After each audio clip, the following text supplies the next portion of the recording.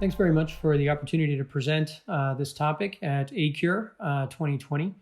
The title of my presentation today is A New Role for Circulatory Support Devices to Limit Ischemia-Reperfusion Injury.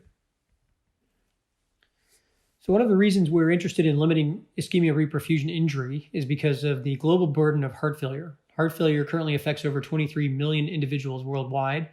For the US, hospital admissions are already up at 1.8 million per year for acutely decompensated heart failure, with treatment costs that start to approach about $40 billion per year.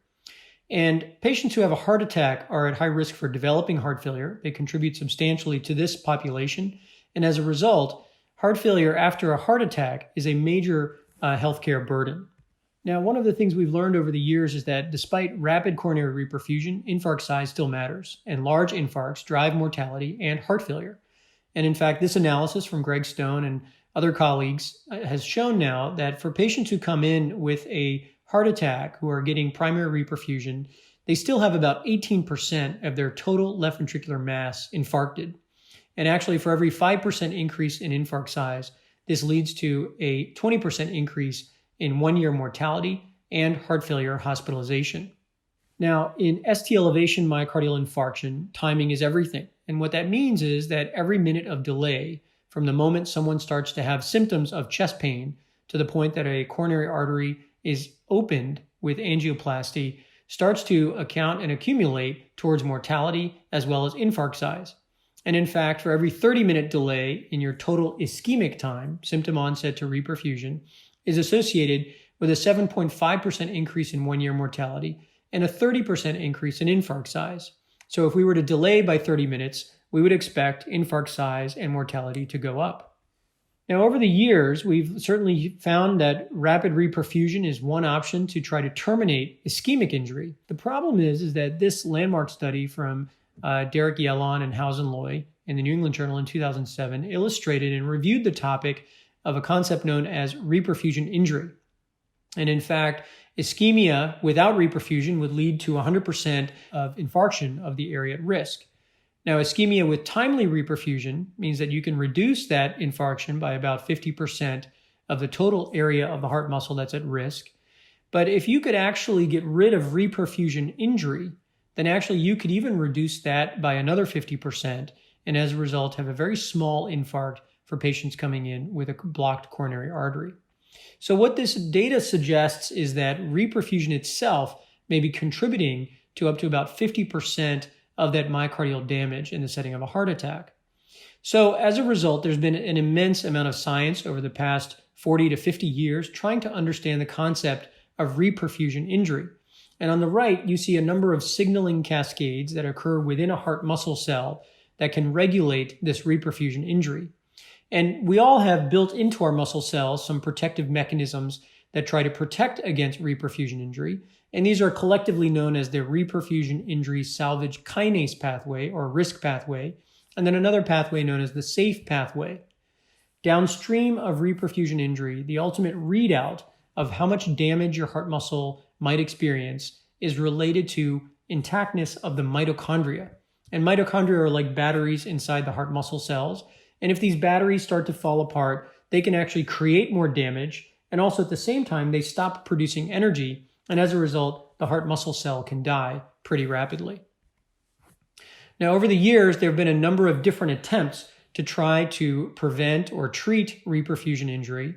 And you can see here in this graphic that going from the left to the right, when you first have ischemia, you can already see that there's a number of changes that occur within the heart muscle cell. There's a reduction in oxidative phosphorylation, which is the mechanism by which we generate energy. And as a result, the level of ATP or energy in our muscle cells goes down. This can also lead to changes in metabolism inside the heart muscle cell. We start to metabolize more glucose, and this can lead to accumulation of lactate. And lactic acid accumulation causes changes in cellular acidity, and this can lead to changes in calcium handling inside the heart muscle cell. And if all of this becomes perturbed, what happens is the mitochondria start to lose their structural integrity, and as a result, they can lose their functional integrity, and this leads to myocardial cell death. And when we reperfuse a blocked artery, all of us as interventional cardiologists and cardiologists in general feel a sense of relief when we see an opened artery. But at the same time, what we've learned is that reperfusion may actually accentuate some of these injurious mechanisms and thereby drive forward myocardial cell death. Some of the cardioprotective strategies that are being looked at are listed here at the bottom, and up until now, none of them have really panned out as being very effective. And then the one in the middle, primary mechanical unloading, is where we've started to focus, especially around this meeting, the acute cardiac unloading and recovery meeting. Now, this is a nice slide that was put together by Jerry Curran and Bob Kloner. And this is the graveyard of failed drug trials. All these drugs have targeted different aspects of that ischemia-reperfusion injury cascade, and none of them have shown definitive, clear clinical benefit. And so as a result, we're still looking for mechanisms or methods to improve reperfusion injury. For the past 10 to 15 years, my laboratory has been studying the concept of mechanical unloading in the heart. We began our work very early on with all sorts of different types of devices. One of the earliest devices was the tandem heart device. And then we went on to the Impella CP, and that really has become a workhorse for us to understand the impact of ventricular unloading in the setting of heart attacks. Now, what we have learned over the years is that ventricular unloading can reduce the workload of the heart. It reduces the amount of stress that the heart is under when you're having a heart attack. And over again, we've shown in preclinical models that we can reduce infarct size by about 50%.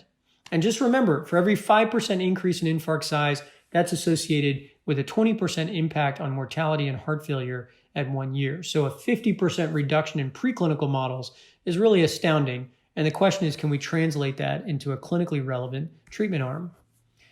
Now, this is a recent analysis that was performed by one of our fellows, Satoshi Miyashita. And Satoshi looked at all of the preclinical studies testing this concept of LV unloading.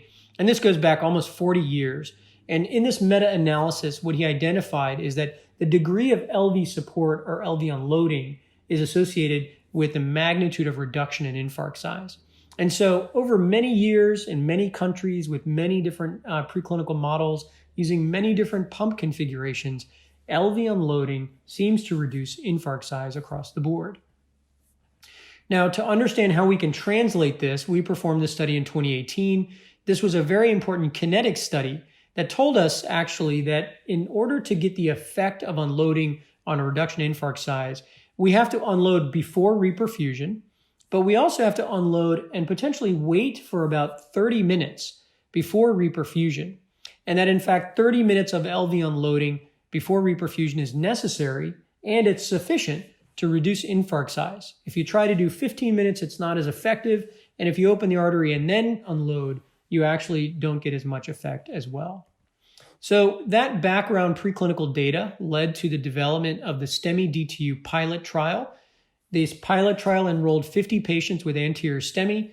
Every patient received an Impella CP device to understand the safety and feasibility aspects of putting in an Impella during a heart attack. And then they were randomized into two arms, one group getting unloading and immediate reperfusion, the other group getting unloading and a 30-minute delay to reperfusion. And remember, based on all that data from the 1990s and 2000s, a 30-minute delay should lead to about a 30% increase in infarct size. This was in contrast to the preclinical data. So we had to answer this question before developing the pivotal trial. And in this trial, we enrolled patients with large anterior STEMIs, ST elevations, some across the board around 6 millimeters or more. And these patients had high left ventricular end diastolic pressures, suggesting that indeed they were already developing early acute heart failure in the setting of a heart attack. What we learned from this pilot study, in addition to confirming safety and feasibility and technical performance of randomization in a STEMI trial, was that if you unload and wait 30 minutes, that you are beginning to see a reduction in infarct size compared to unloading and immediate reperfusion. And so this begged the question, what about unloading and delayed reperfusion compared to reperfusion without unloading? Would we see a significant reduction in infarct size? And that's where we are today in 2020. We are enrolling actively in the STEMI DTU pivotal trial. This is one of the most exciting STEMI trials that's been done to date. It's using contemporary best practices and also using Impella to unload the heart in the door to unload arm and comparing this to door to balloon with immediate reperfusion, with a primary endpoint of infarct size as being the readout of efficacy. Now, when we take a closer look mechanistically at the pilot data, I think it's pretty clear that one set of clinical data is going to have a lot more immense value than preclinical data. And when we took a closer look, we found that actually across the 50 patients that were enrolled in the study, if we look at the individuals who had large anterior MI, we found that the more prolonged exposure to unloading before reperfusion was associated with a reduction in infarct size. And what this really suggests is that the minute we unload, that these patients are already beginning to get their treatment. They're beginning to reduce their ischemic burden. Now, we've seen this anecdotally over and over again in the pilot and now in the pivotal, where ST segments start to come down, chest pain starts to resolve. And so this begs the question, does LV unloading improve blood flow and reduce ischemic injury even before we reperfuse? And then the second question is, does LV unloading protect cell function, thereby promoting heart recovery after infarction? And so we've started to explore this concept a little bit further in our preclinical models. We've gone from testing in the preclinical lab just the idea of infarct reduction, but now taking a much more rigorous look at the biology of mechanical support and LV unloading as it relates to ischemic reperfusion injury signaling. And along the way in 2019, these individuals won the Nobel Prize in Physiology and Medicine for identifying hypoxia-inducible factor 1 alpha and associated enzymes known as prolyl hydroxylase domain, or PHD enzymes. And these proteins are elevated when cells don't have enough oxygen, when they're hypoxic, so during the ischemic phase of a heart attack before reperfusion. And when we look closer at the biology, it turns out that under normoxic conditions, HIF1 alpha, or hypoxia-inducible factor 1 alpha, is tagged or hydroxylated for degradation. But under hypoxic conditions, that degradation process doesn't occur. HIF1 is stabilized, it translocates into the nucleus, and thereby it starts to act on target genes that affect important things in a heart attack, such as metabolism, erythropoiesis, and angiogenesis. And this is where we're going to take a deep dive into this biology over the next year or two, looking at HIF biology as it relates to LV unloading. But take a step back for a moment and think about the fact that a mechanical pump within 30 minutes could potentially alter myocardial biology and change HIF biology and rapidly start to create a cardioprotective effect. And that's the paradigm that we're exploring. So in order to study that, we recently published in JACC 2020 a series of studies trying to understand the effect of unloading with a transvalvular pump. In this model, we created LAD occlusion of 210 minutes. Now that ischemic time starts to match the ischemic time found in the pilot trial. So we're trying to make it as clinically relevant as possible. 90 minutes of LAD occlusion, followed by an additional 120 minutes of LAD occlusion. And in the other group, 90 minutes of LAD occlusion, followed by activation of a transvalvular pump, the Impella CP, for 120 minutes. And in both groups, there was no reperfusion. So we're only studying the ischemic period. And what we found is that this expression of these proteins is elevated under ischemic conditions when you don't have a transvalvular pump in place.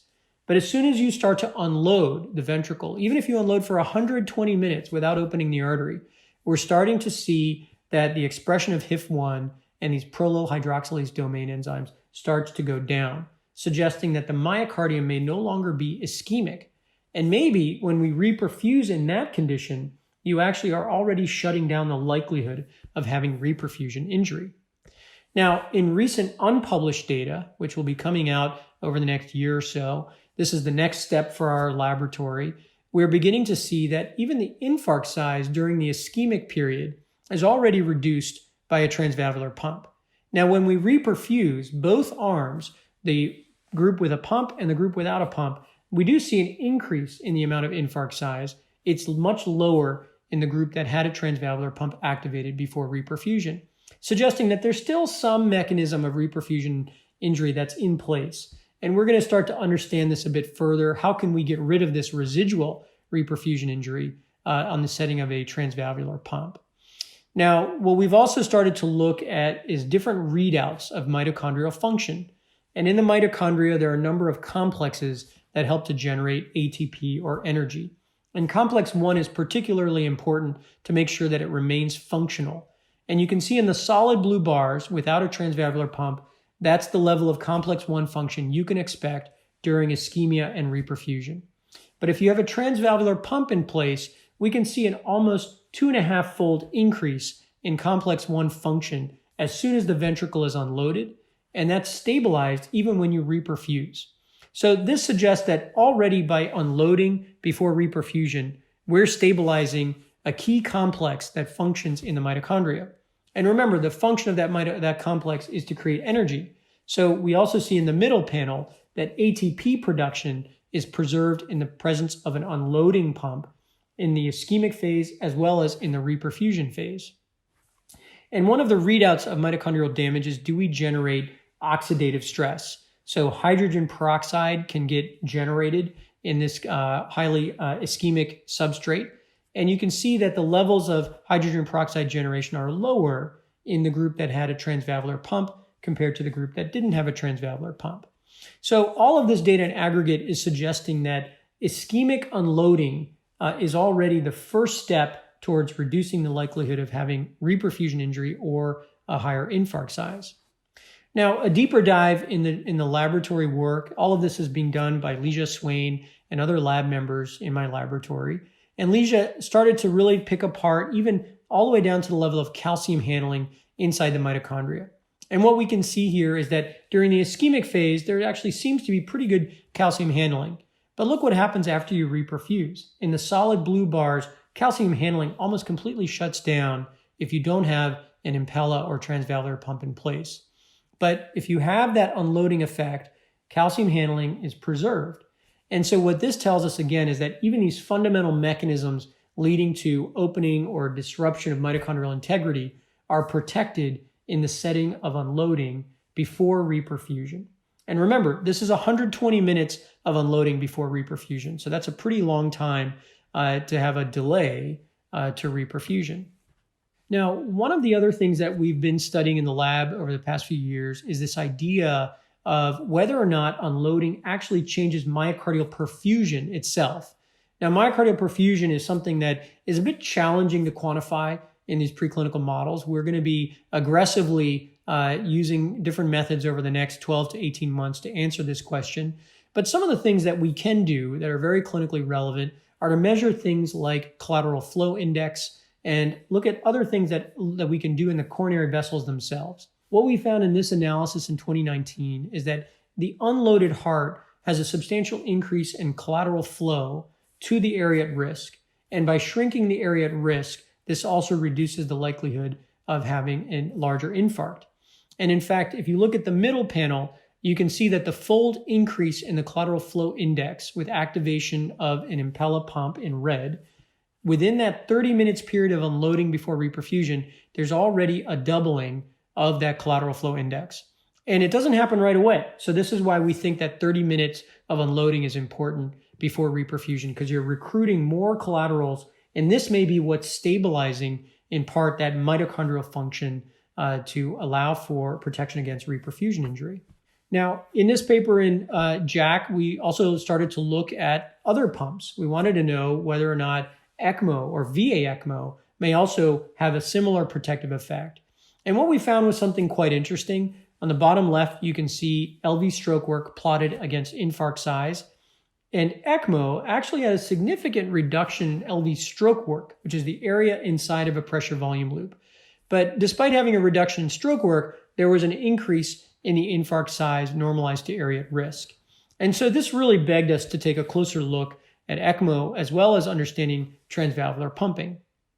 As I mentioned earlier, the mitochondria are critical components or mediators of reperfusion injury and also myocardial recovery. You can see here in these scanning electron micrographs that on the left are very swollen mitochondria highlighted in the box, and on the far right are also swollen mitochondria highlighted in the box. These are reperfusion alone and VA ECMO initiated before reperfusion. No significant effect with VA ECMO. But if you have the Impella transvalvular pump put in place before reperfusion, all of a sudden the mitochondria look very different. They're more compact, they're dense. This is what a normal mitochondria looks like. And so this is the first physical evidence that we're seeing preservation of mitochondrial structural integrity with unloading before reperfusion. Now, of course, we had to take this to a much deeper level. We started to look at things like membrane potential inside isolated mitochondria taken from these heart muscle cells. We also started to look at key structural proteins and lipids known as cardiolipin or other types of cardiolipin isomers inside of these mitochondria.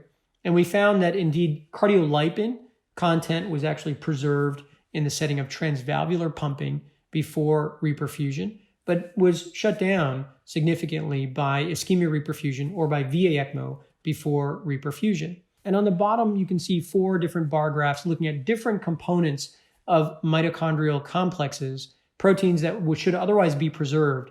And you see the pattern is the same across the board. The black bar and the diagonally hashed bar are control and impella before reperfusion. And the other 2 bars are actually ischemia-reperfusion alone and VA ECMO, showing a shutdown across the board of these complexes in the mitochondria. So in aggregate, the JACC 2020 paper provided very deep, mechanistic, and scientifically rigorous insight into the biology of mechanical unloading as it relates to ischemia-reperfusion injury. What we learned is that transvalvular pumping has a profound impact on myocardial energetics. And in fact, there was a significant normalization of energy substrate utilization inside the area at risk. We also saw that there was preservation of mitochondrial function inside the myocardium.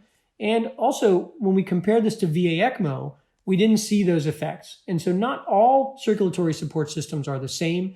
VA ECMO did not protect myocardial metabolism. It did not protect the mitochondria. And in fact, there was a signal of potentially increased myocardial damage with VA ECMO. So in the next 18 to 24 months, we're going to take a deep dive into these 2 red rectangles. On the transvalvular pump side, we're going to start to take a really deep look at perfusion, at HIF biology, and next generation steps to understand the power of transvalvular unloading as an ischemic protection tool and a reperfusion injury protection approach.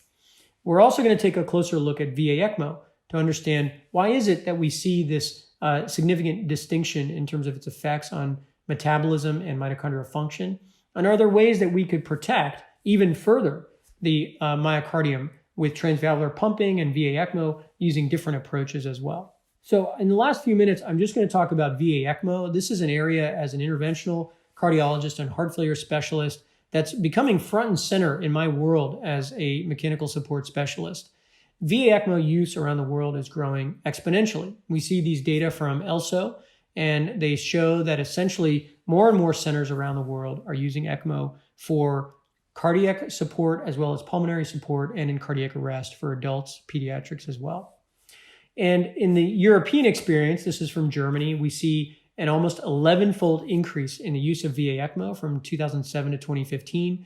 And this is whether you're having acute coronary syndrome, so heart attacks, or heart failure. But the 30-day in-hospital mortality hasn't changed over this entire era. And in fact, the mortality has stayed around about 63% for these patients. In the United States, we're also seeing a substantial increase in VA ECMO use, specifically for acute myocardial infarction. And this is an 11-fold increase in the US as well. In-hospital mortality still around 45% for these patients. And that there's also increasing use of PCI with ECMO or other mechanical support. This combination of VA ECMO plus either impella or balloon pump is now becoming more and more frequent. And while we're seeing an increase in the utilization of ECMO, we're also seeing increasing in complication rates. Any complication in the setting of ECMO is now around 56%. Now, that means that 1 in 2 patients getting ECMO is going to have a complication. And you can see all the complications listed here on the left. And this is an important area suggesting we need to get better at doing ECMO, and we need to see substantial innovation in this space. So in part, poor ECMO outcomes may be driven by complications. Low survival may be due to vascular injury, stroke, kidney injury, LV distension due to the increased load imposed by displacement of venous volume into the arterial system, and also aortic root or LV thrombosis. And a lot of the biology here hasn't been very well worked out, and that's now becoming a new area of interest for our laboratory.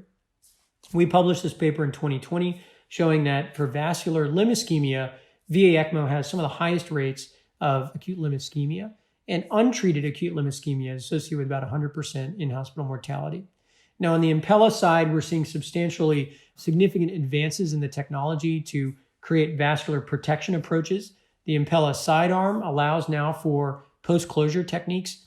The Impella single-access PCI has really revolutionized the STEMI DTU trial in the sense that we would strongly encourage operators to become very familiar with the need for one arterial access for unloading and PCI at the same time. But in VA ECMO, this is not as clear. We're seeing a lot of large bore cannulation, distal perfusion catheters as the protective mechanism. So we need to get better at these approaches. We also see that outcomes for patients with VA ECMO coming in with acute MI and cardiogenic shock are still quite poor. Overall mortality of 60%, and a substantial number of these patients requiring transition to heart replacement strategies. And in fact, even after getting their LVAD or transplant, there's still substantial mortality in these patients. This is best reflected by a recent analysis from Jaime Hernandez, who basically showed from the IMAX registry that if you're bridged to LVAD or bridged to transplant with VA ECMO, you have substantially lower survival compared to patients bridged with a percutaneous VAD or without any need for a bridge.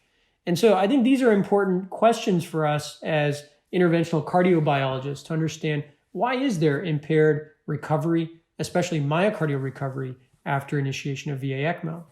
In our clinical space, we see this clinically, and we have a lot of questions about these observations. We can see here in these two echocardiograms that in the top panel, you can actually see a pulsatile ventricle with an impella in place in cardiogenic shock. But in the bottom, you can see that as soon as you add VA ECMO onto that configuration, there's cardiac standstill. There's really no contractility of the native myocardium. So when I clinically make these observations on the right, and then I couple them with my preclinical observations coming out of the laboratory on the left, showing this shutdown of myocardial metabolism and mitochondrial function, it really starts to make me think about how can we get better at doing ECMO to try to preserve the biologic mechanisms that lead to better heart recovery. Now, one of the things that we've been working on aggressively in our clinical research program and also in our clinical program as an advanced cardiogenic shock program is how to get better at using ECMO. On the top panel is some of our innovations trying to do single access PCI in a patient with ECPella who had no other alternative access site for PCI. And in the bottom, we're starting to develop some of our post-closure techniques that we've taken with Impella, now applying them to ECMO, where we can do fully percutaneous VA ECMO decannulation in the cath lab without the need for vascular surgery. More recently, there was a paper looking at LV unloading with Impella in the setting of VA ECMO. And on the left, you see the US experience suggesting that this combination of LV unloading and ECMO may lead to better survival. And on the right, you see a large European publication looking at the same concept of combining ECMO and Impella and suggesting a potential benefit in terms of survival for patients. But there are a lot of unanswered questions with this combination of LV unloading with ECMO. The first question is venting the same as unloading with ECMO? And you hear about other different types of venting techniques, but that's not quite the same as actively unloading with an Impella. The second is which approach is really best? Is it drugs, balloon pump, Impella, an LV pigtail, or another cannula? And what about the timing? Is there a benefit to preemptive Impella or unloading before ECMO initiation, as opposed to what we do now in clinical practice, which is put patients on ECMO and then bail out if they start to develop LV distension? And can we improve that vascular safety aspect for access and removal? There are a lot of ECMO trials in the space right now. A lot of them are focused on acute MI, cardiogenic shock, but there's very poor mechanistic insight about what ECMO is doing in the setting of AMI. This is also some recent data coming out of our laboratory, unpublished, and it's a collaboration with Devaka Pereira. What you're seeing here is a really in-depth analysis of coronary wave energetics. And what we have learned is that if you activate VA ECMO, you attenuate one of the most powerful waves inside our coronary vessels that drives antegrade perfusion of the myocardium, known as the backward expansion wave. And you can see this in the bar graph that with VA ECMO activation, there's a substantial reduction in the backward expansion wave inside the myocardium and the coronary vessels, suggesting again that VA ECMO may be promoting an imbalance between supply and demand, looking at how the myocardium is perfused. And this may lead to increased injury and poor myocardial recovery. We've also been taking a very close look at pressure volume loops and the effect of VA ECMO. You can see in the top panel from some of our preclinical work that there's an acute increase in the pressure volume area with activation of VA ECMO. And with the presence of a transvalvular pump, you can very effectively unload almost down to V0 with this combination of active unloading in the setting of VA ECMO. Now, what we've also seen in our preclinical work is that there's a time course here, that you can see that in these preclinical models with an Impella activated first, we can partially attenuate that increase in pressure volume area with VA ECMO. And so we think that preemptive Impella use is probably superior to bailout Impella use for VA ECMO and ECPella configurations. We've also been studying this in our clinical environment. These are patients who are coming in receiving VA ECMO. We've been doing some rigorous invasive hemodynamics with pressure volume loops to understand the effect of VA ECMO on pressure volume area, on the pressure volume relationship in systole as well as in diastole. And we're seeing some very interesting effects of VA ECMO by itself in terms of reducing the stroke work, but also increasing the pressure volume area, and also beginning to study the effect of ECPella configurations using these human pressure volume loop data to help us understand the effect of venting or unloading. So we're now taking a very deep dive into this field of mechanical support as an approach to reduce ischemia-reperfusion injury. There are a number of different methods that we're beginning to apply. The STEMI DTU pivotal trial is a major landmark study to advance the concept of transvalvular unloading after we've demonstrated safety and feasibility. There's much more work to do. So I'll just take a moment here to say thank you to all of my different teams, both in the preclinical world, in the cath lab, as well as at the basic science level. And also just to acknowledge all of the partners we've had in this space, and to say special thanks to ACURE and to Abiomed for hosting probably one of the most important meetings regarding mechanical support and cardiobiology. Thanks very much for your attention.